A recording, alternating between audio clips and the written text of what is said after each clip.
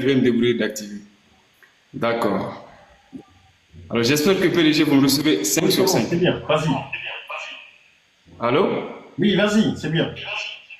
Alors, je disais tantôt aujourd'hui, le cœur de notre rendez-vous du jour est avec Gianni Alpha, de son vrai nom, Alpha Madiouba, n'est pas seulement un rappeur guinéen, il est une force de la nature, je dirais un griot, une force de la nature encore une fois, moderne, dont les mots sont en quelque sorte des flammes allumant l'espoir dans les cœurs et défient l'injustice avec une audace très rare.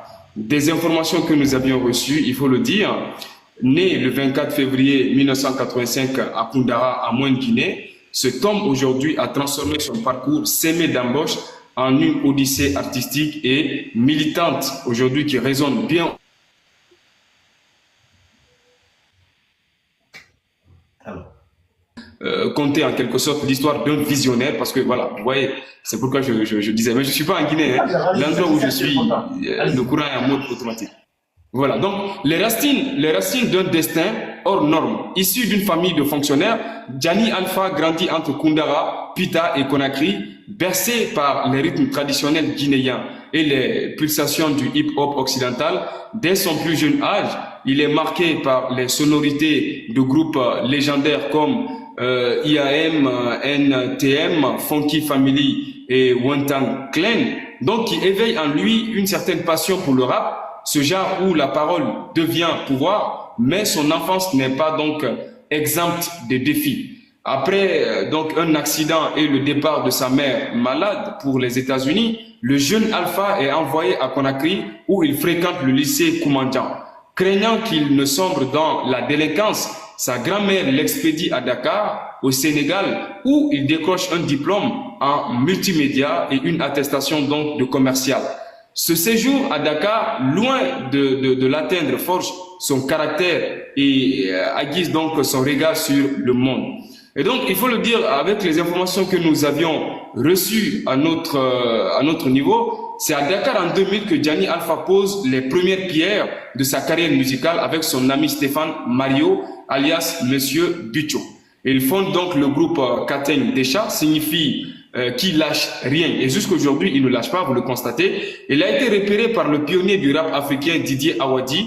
Le duo se produit en première partie de concerts prestigieux, gagnant une première reconnaissance, bien que leur projet d'album vu ou vécu n'aboutisse pas. Ces années formatrices plantent les graines d'un artiste qui ne se contentera pas justement de jamais chanter pour divertir.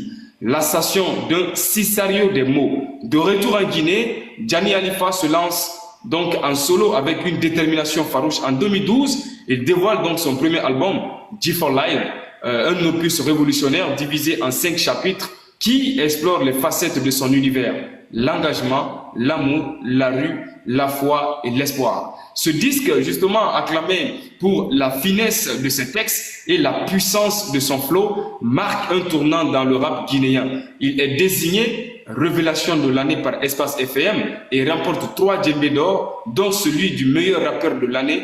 G4 Live n'est pas qu'un album, c'est un manifeste, un cri de ralliement pour une jeunesse guinéenne assoiffée de changement.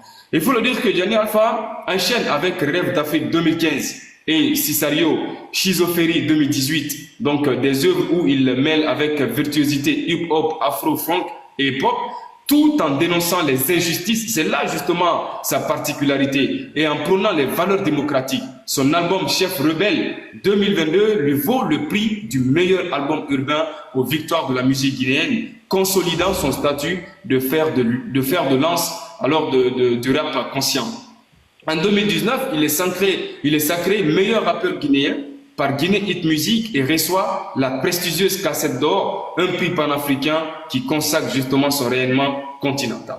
Mais il faut le dire que Gianni Alpha ne se limite pas à la musique. Il est un activiste, un artiste justement, dont chaque rime et un acte de résistance. En 2011, vous vous rappelez, il est nommé ambassadeur donc de la lutte contre le VIH/SIDA, c'est que certains ne savent pas, mais au Sénégal, une reconnaissance de son engagement humanitaire. À Conakry, il devient animateur culturel, peut-être que certains ne le savent pas, à la radio-télévision guinéenne, et fonde son label J4 Live. Donc, musique avec l'ambition d'industrialiser la musique guinéenne, ce qui n'est pas forcément le cas aujourd'hui. Alors, il déplore l'absence d'une véritable industrie musicale dans son pays où les artistes peinent à vivre. Et c'est pourquoi, dans l'une des émissions à Happy Media, il dit que quand il est venu, il a trouvé le rap guinéen dans le caniveau. Et donc, il refuse de baisser les bras. Gianni Alpha est une marque aujourd'hui déposée, déclare-t-il, prouvant qu'il est aussi un visionnaire. Mais de l'autre côté, c'est un militant au cœur des tempêtes.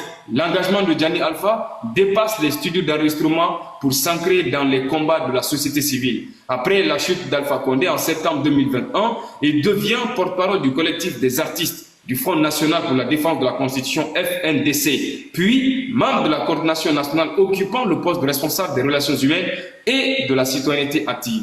Alors son militantisme n'est pas sans conséquence. En juillet 2022, Gianni Alpha est arrêté au Manu Militari par des personnes, en tout cas deux autres leaders FNDC, Fonike Mengue et Buloba. Ce que nous trouvons aujourd'hui sur son réseau social, il essaie toujours de rappeler que ils ont été justement des collaborateurs avec qui il a passé de très bons moments, donc il ne peut leur oublier.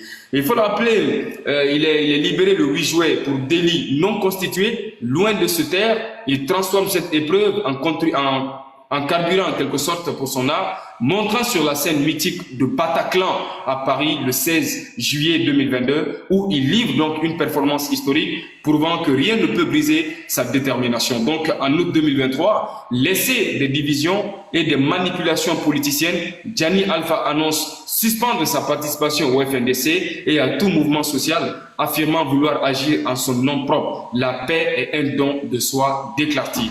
Alors aujourd'hui, il faut rappeler que Gianni Alpha est une icône au-delà des frontières.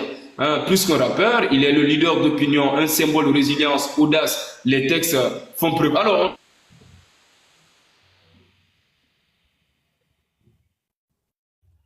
en 2025, Gianni Alpha, l'âme rebelle du rap guinéen, brille toujours. Le 3 mai, vous le savez, il embrasse la place Paris donc pour la sortie du jour de paix, un album prônant la réconciliation, mêlant hip-hop et afro avec Turdi, je crois, Limo, les hip-hop et Samtri. Je choisis la paix après des années de lutte, déclare-t-il. Et donc aujourd'hui, il faut le dire, nous sommes fiers de la personne qu'on a aujourd'hui, mais il y a pas mal de controverses qui s'imposent. Aujourd'hui, avec lui, je crois sans doute, et sans risque de me tromper, qu'on aura à poser quelques questions et avec lui, j'ose espérer que nous allons faire de très bonnes émissions.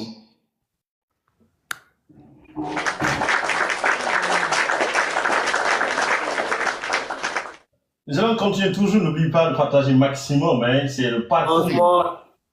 Franchement, il ne pouvait s'appeler que Ousmane. Franchement, je sais que sans doute Solo a dû t'accélérer pour faire le truc là, chap. C'est Solano, hein, c'est Solano. Solano, pardon. Mais franchement, Baba, Monsieur Kamara, Ousmane, merci beaucoup, vraiment, merci.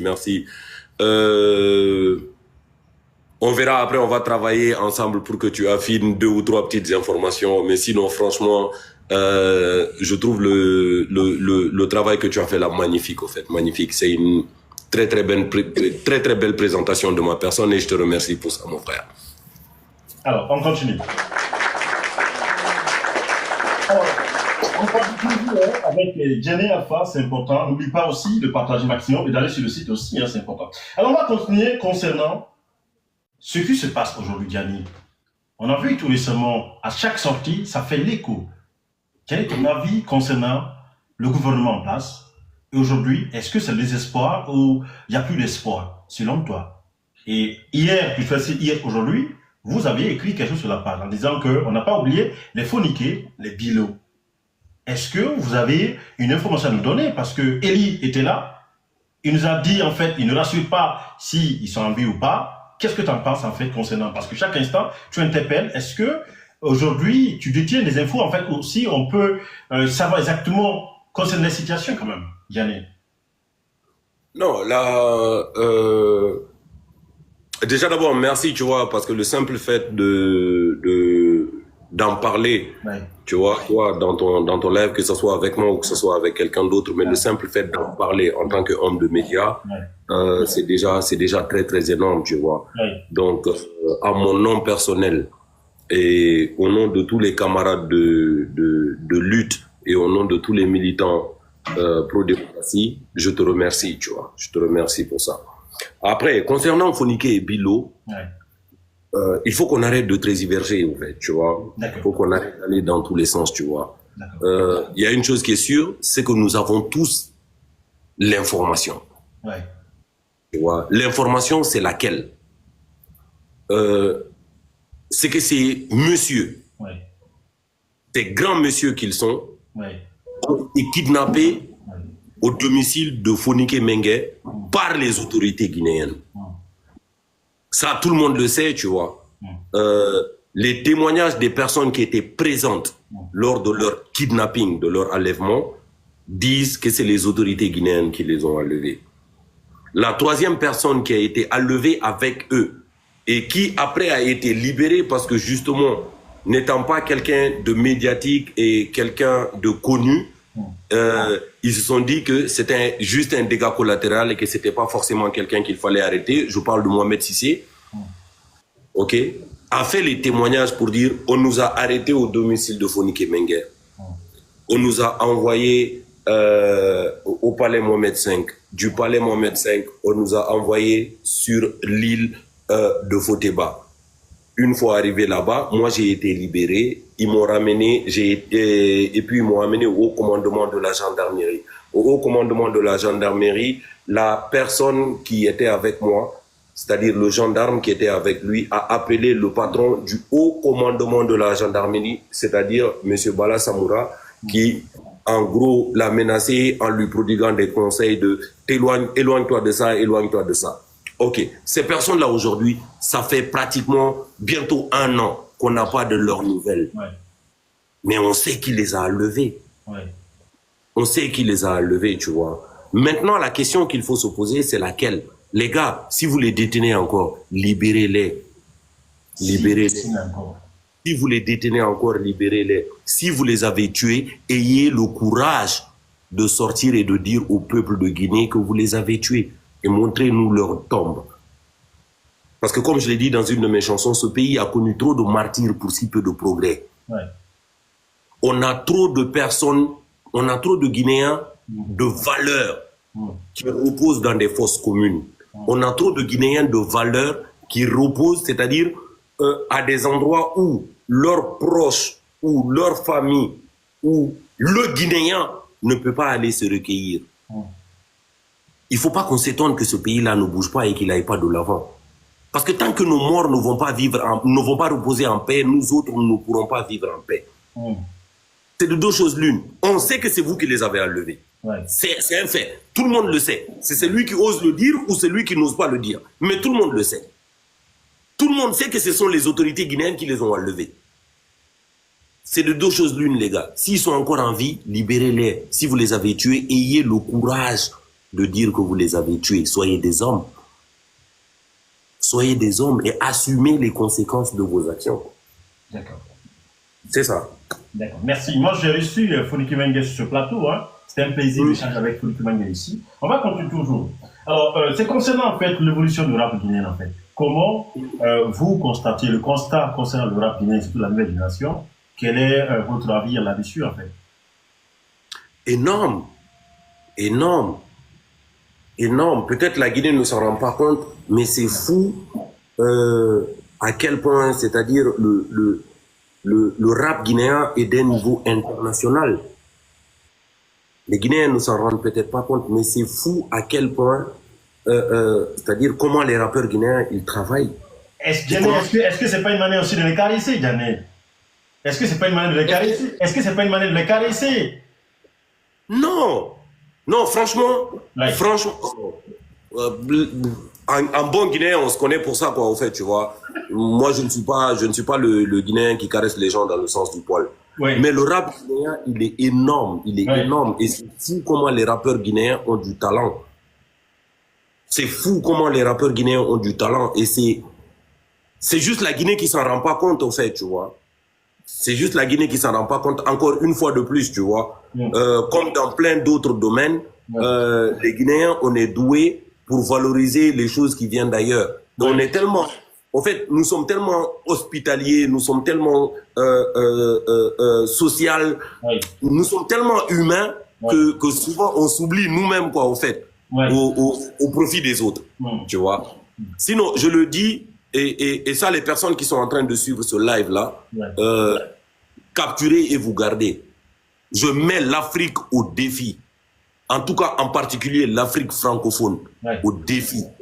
Que les rappeurs guinéens sont les plus grands rappeurs de ce continent. Le pays qui n'est pas d'accord, venez, on essaye.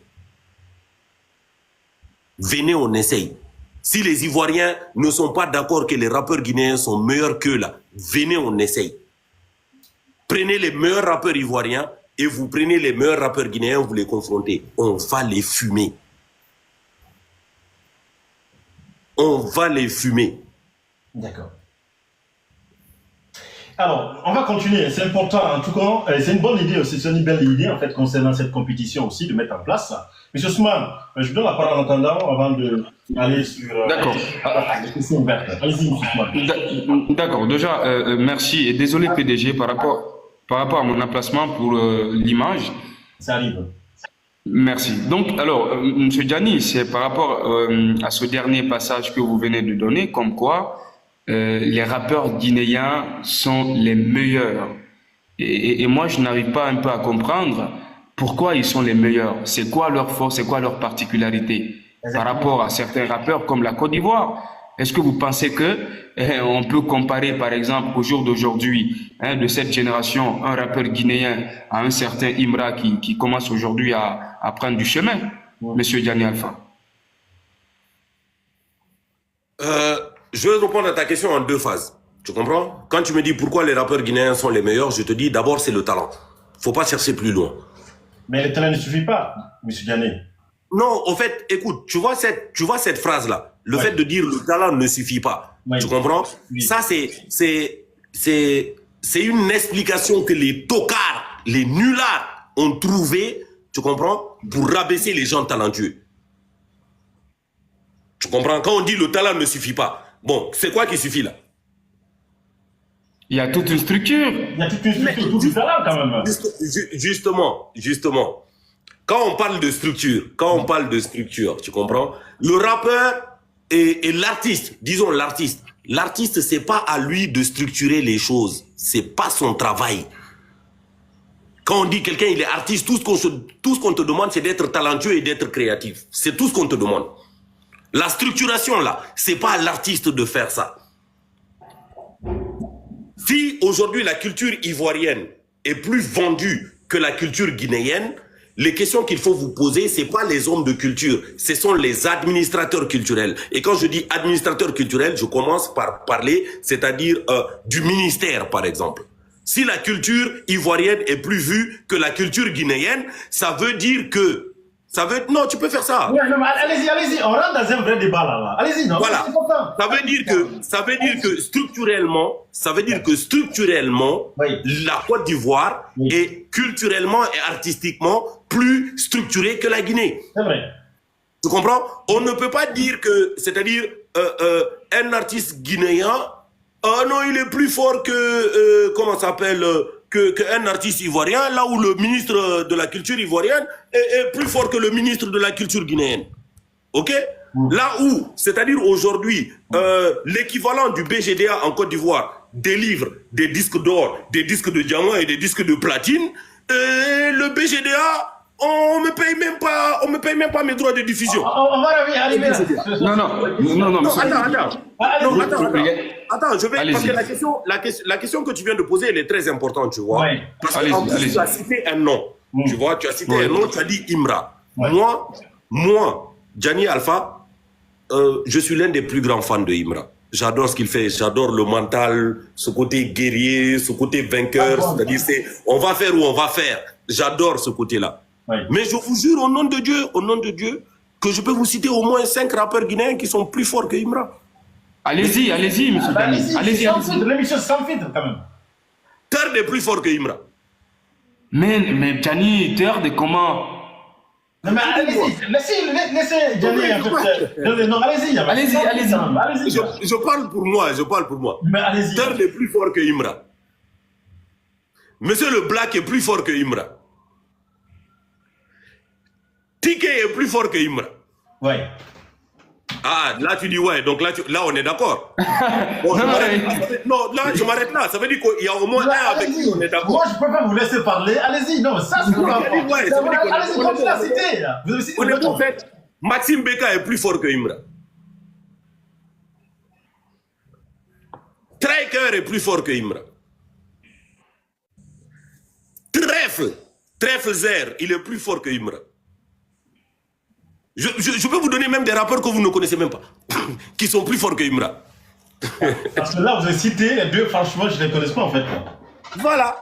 Et puis ils sont plus forts que Imra. Ils sont plus forts que Imra.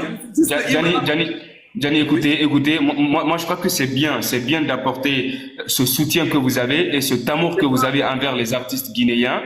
Mais écoutez, vous avez cité des gens, par exemple, moi je ne connais même pas quelle est leur inspiration, je ne sais pas ce qu'ils donnent et ce qu'ils produisent aujourd'hui en République de Guinée. Vous prenez un artiste, par exemple, comme les artistes que vous avez cités, c'est quoi la limite de leur inspiration? Je peux te poser une question? Excuse-moi, c'est vrai qu'on ne répond pas à une question par une question. Oui. C'est vrai, excuse-moi, mais accorde-moi cette exception, je peux? Vas-y. Ok. Allez-y. Votre panel là, ça s'appelle quoi? Ça s'appelle comment, votre panel là? Solano Média. C'est Solano Média. Non, comment? Je crois que c'est quoi le truc que vous faites quand vous recevez les artistes là? Vous appelez quoi? L'appartement des artistes ou je ne sais pas quoi? Comment vous appelez ça? Non? Il n'y a pas un nom? Écoute Tambour. Écoute Tambour. Ok. Écoute, bon, est-ce que tu trouves normal que Ousmane Camara, en tant que chroniqueur de Écoute Tambour, que Solo Média, en tant que Solano, excuse-moi, que Solano Média, en tant que journaliste dans son ensemble et qui s'intéresse quand même à la culture et donc quelque part journaliste culturel, me disent que par exemple, il ne connaît pas quelqu'un comme Monsieur le Black ou il ne connaît pas quelqu'un comme Trèfle et après il s'étonne qu'on pense que Imra est plus fort. Non mais, est-ce que... Mais écoutez... Alors, dans ta sincérité, Gianni, façon que tu es sincère, c'est la même logique. Écoutez, monsieur Gianni, vous savez, lorsque nous parlons du rap... Je ne connais pas. Mais je suis d'accord avec toi. C'est pour ça que je te dis au fait que c'est pour ça qu'après, ça devient tout à fait logique que ce soit toi, que ce soit Tokorababa, monsieur Camara, tu comprends, et que ce soit toutes les personnes qui nous écoutent là, Ibra est plus fort. Tu comprends ce que je veux dire? Kakilambe, tu prends Kakilambe seulement tu les prends, tu les amènes en Côte d'Ivoire, ils fument tous les rappeurs ivoiriens. Franchement, Gianni, sans dire des bêtises, qui est Kakilambe là? Ah, tu vois, va chercher un frère. Oui, non mais Ousmane, demande à Guinée, qui est Kakilambe en fait? Je vais t'envoyer. Qui est Kakilambe? Non.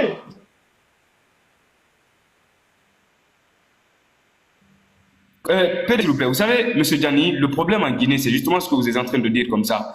Vous savez, nous, on a eu la chance une fois d'avoir Safa Diallo. Je crois que c'est comme ça, il s'appelle Safa Diallo.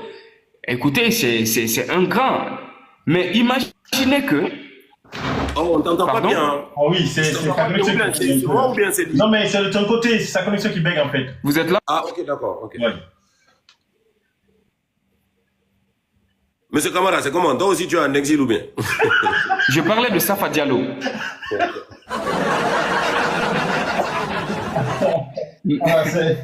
Non, Monsieur Camara. Non, je parlais de Safa Diallo. Monsieur Camara, si tu es en exil, il faut changer de pays. Là, le réseau n'est pas bon. On va continuer l'émission, c'est parti. Je vais balancer en fait aussi, voilà, écoute, pour que... C'est les aléas du direct. C'est important. Alors, on va essayer de...